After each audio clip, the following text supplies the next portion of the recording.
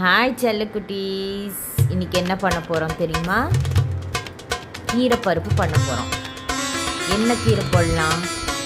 அரைக்கீரை போட்டிருக்கோம் இப்போ. சரியா? இப்போ அரைக்கீரையை நல்லா கட் பண்ணி வச்சுக்கணும். ஒரு குக்கரில் 1/2 டம்ளர் துவர் டால் எடுத்து நல்லா கழுவிட்டு இதில் போட்டுட்டு ஒரு 2 டம்ளர் தண்ணி ஊற்றி எண்ணெய் ஊற்றி கொஞ்சம் சால்ட் வேணாலும் போடலாம். அதை போட்டுட்டு கொஞ்சம் இந்த அரைக்கீரையெல்லாம் எடுத்து நல்லா 2 தடவை கழுவி விட்டு அதில் அந்த குக்கரில் போடணும். நல்லா கழுவிடணும்.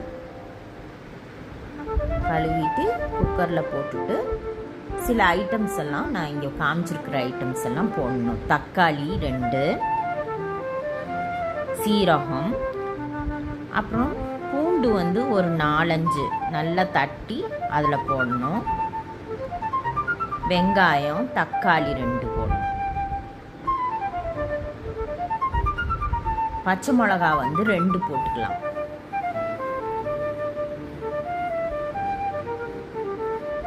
பூண்டு போடுறதுனால டேஸ்ட் நல்லாயிருக்கும். இப்போ இதில் ஒரு 3 டம்ளர்ஸ் வாட்டர் ஆட் பண்ணிவிட்டு இந்த வரமிளகா மட்டும் அப்படியே வச்சிடணும். தாளிக்கிறதுக்காக யூஸ் பண்ணிக்கலாம்.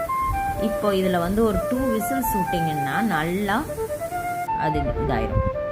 இப்போ பேனில் ஒரு 4 ஸ்பூன்ஸ் ஆயில் போட்டுட்டு மஸ்டர்ட் சீட்ஸு இதெல்லாம் நல்லா வெடித்ததுக்கப்புறம் மஞ்சத்தூள் கொஞ்சம் ஒரு 1/4 ஸ்பூன் மிளகாத்தூள் போடணும்.